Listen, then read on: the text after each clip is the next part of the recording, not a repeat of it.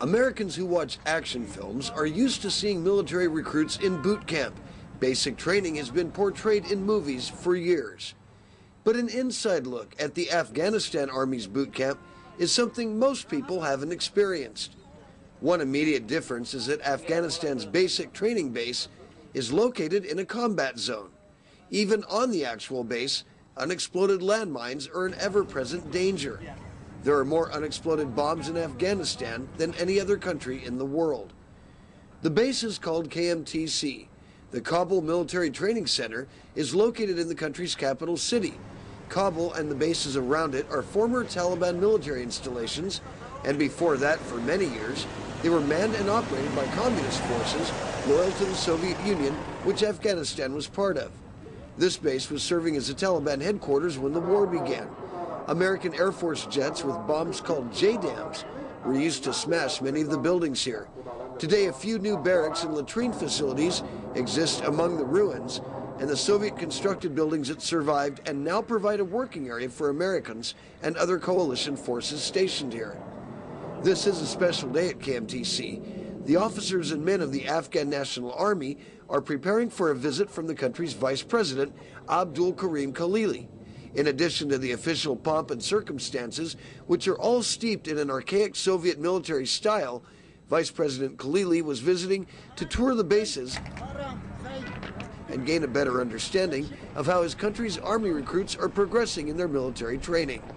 American Army soldiers, along with French and British military forces, oversee the Afghan Army operation here, and they have progressively handed over the duties to the increasingly experienced Afghan training staff. Yeah, without a doubt. My mission out here is to train the ANA in their NCO school, and we're currently running courses.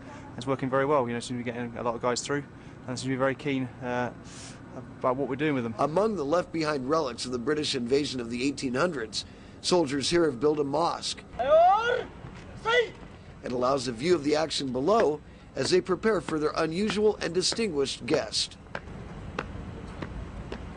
The Afghan soldiers stood at attention as Vice President Khalili began his official tour of a facility that places high demands on its own training staff.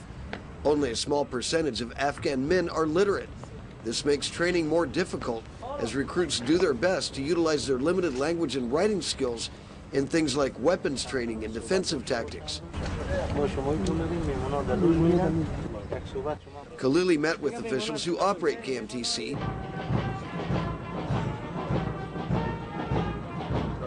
and they showed enthusiasm at having an opportunity to discuss their long list of needs with the man who represents the president himself, Hamid Karzai.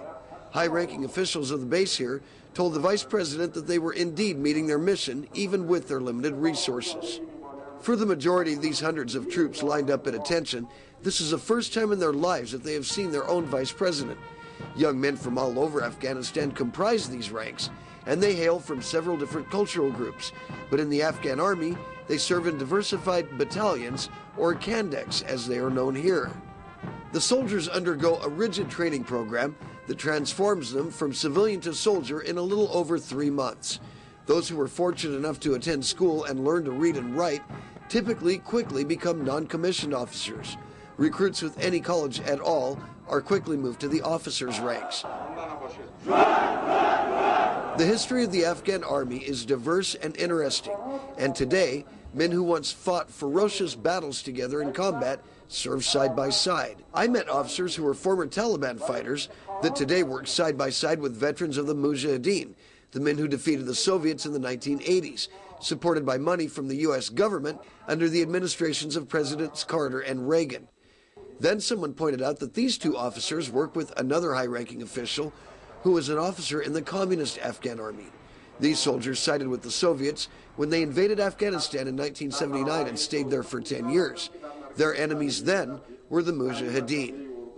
Ethnic groups that traditionally clash now serve together and count on one another to stay alive. The Afghan Army is a cohesive unit. While they continue to experience a desertion rate that Americans say they conservatively estimate at 20%, they also continue to generate quality soldiers who are brave and willing when it comes time to fight their enemies. The vice president toured other parts of KMTC. One location was an indoor gun range, which doesn't involve gunpowder or bullets.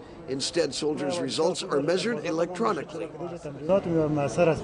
It's very good. It's very effective. Soldier can learn very good from this.